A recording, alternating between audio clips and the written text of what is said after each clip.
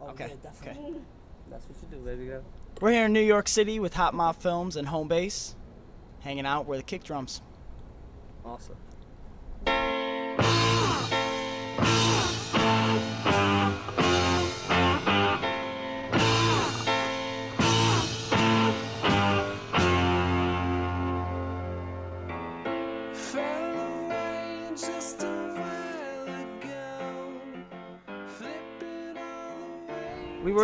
We were working at like a recording studio, and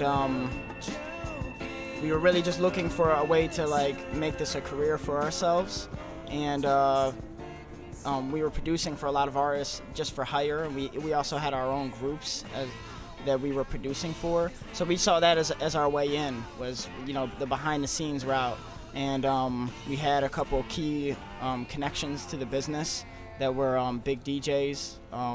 DJ M.O.P was a big supporter right off the bat, also from Cleveland, and you know, through different remixes that we were doing and things that we were doing on the mixtape scene with M.O.P that were all very innovative at the time, that opened up bigger opportunities for us actually producing for people on their album. So that's, I would say, like our first big, our break was our first placement with 50 Cent and M.O.P on the Get Rich or Die Trying soundtrack, a song called When Death Becomes You. Come on! There's nowhere to run to when death becomes you. Some your soul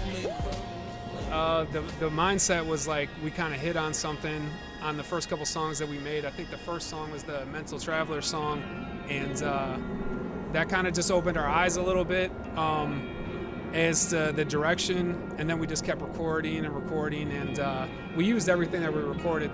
There wasn't really much of like a typical album cut, so to speak.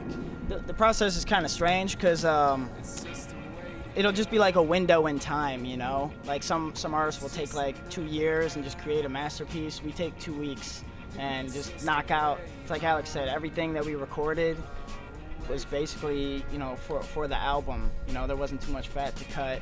And like I said, we don't do like 300 songs and cut it down to the best 15. We did 15 songs, and those were the songs for the album. And then since then, we've recorded 2 more albums that, you know, right now we're just pushing Just the Game, but that's the pace that we move at. And really, you know, Just the Game, like that album has kind of like it's got like a mellow feel. It has a very introspective feel to it. And these 2 other albums kind of have a different feel because it's a different point in time in our lives, you know what I mean, and different surroundings. So that's kind of the process that we go through, you know. I don't know where to hide. That's a good question. I would have to say the last song. It's called Tell Me Stories. For me. Yeah, I have to agree with that 100%, man. Tell Me Stories is like an incredible song, banging beat, like really good lyrically, it builds well. She has a way to leave me strung out. I would say we're a cross between like the Velvet Underground and DJ Premier. It's like guitar-based garage rock combines with hip-hop sensibilities and samples too. So yeah, it's I don't know. I guess we're kind of blazing our own path. I agree with that 100%. You nailed it.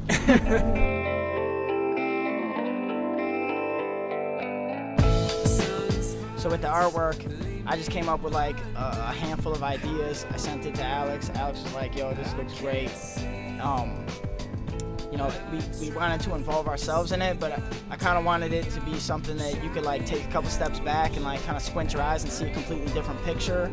And like, I don't know, I don't want to sound too sensitive or soft or anything, but the picture almost resembles like some sort of like a flower or something kind of blossoming. Because I mean, like, not to sound too sensitive, but it's kind of like me and Alex coming to our own with music and where we're at in our careers and in our lives, you know.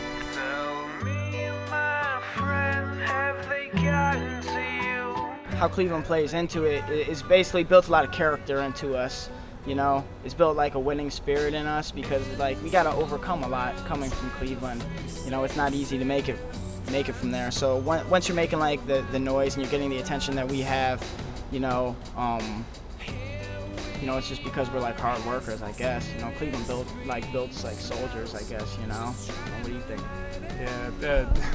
Yeah, if you can make it from Cleveland, you can make it from anywhere. You know, the platform means everything, and coming from I don't know if we were talking about this earlier, but the stage, like the guy who was on stage down the street at Williamsburg, he's on the stage in Williamsburg. So there's a certain number of people out there who are like, I'm supposed to like this. I'm supposed to think this is okay, if not like the best thing I've seen. I'm supposed to buy a CD. When you're on stage in Cleveland, it's just like, it's tough. It's tough out there, you know. If you can win from there, you can win from there. Oh no, yeah. If you can make it in Cleveland, you can make it anywhere. That's always been our attitude, you know. I've got this paranoid feeling. Well, for me, it would probably be John Lennon. That's a really hard question. That's a really hard question. And somebody asked us a couple weeks back if we could remix any song, what would it be? And my answer might be the same, like Johnny Cash. I think Johnny Cash would be incredible. Like I just liked his songwriting, and thought he was kind of very innovative. Like Johnny Cash, like Bob Dylan.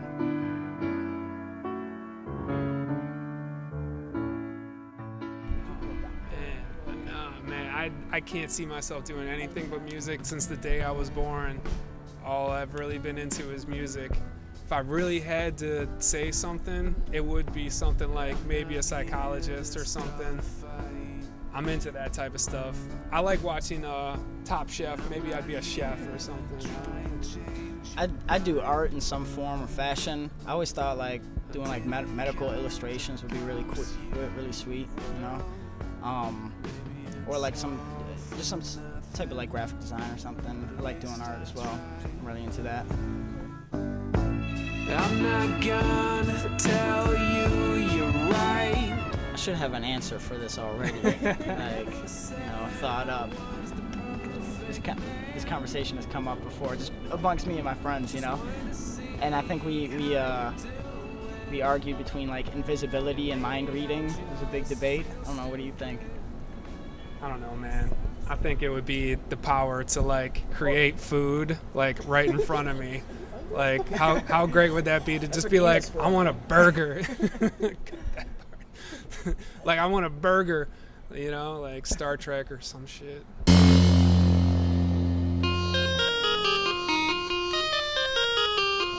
Personally, I think like I like Slaughterhouse. I like what they're doing because I feel like those guys, like right now it's tough times in the world, and here's like four guys that like are all like kind of united, like kind of putting the BS to the side. They all like did their dirt in the industry and like had their little, you know, positive and negative experiences, but here they are just kind of getting together for the common cause and just doing their thing, and that's it. And not really like folding or bending for anybody, just kind of doing what they do best and what they love. I appreciate that. And I also think they're like funny guys, you know. They're like the Ninja Turtles in there, you know what I mean? Like they all like have their own distinct personality, but when they get together, it kind of like is an interesting chemistry they have.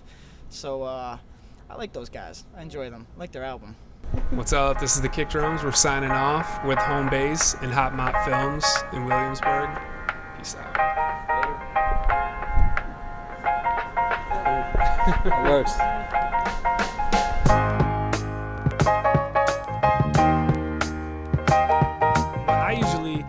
I'm actually like a 9-to-5er, believe it or not. I know this might not sound very like, you know, creative, but for me it works. I get up at 9, I work on my craft and make the music, and then once the music is done, I get drunk. You know what I mean? Like, yeah, I think the ritual for me might be you know, like I like to just like sit down with like a lot of records, and I'll just go through like just hundreds of records, hundreds of songs, and when something jumps out at me, then I'll start working with it, and that's it, period. Or else you can't complain when things just stay the same. It's a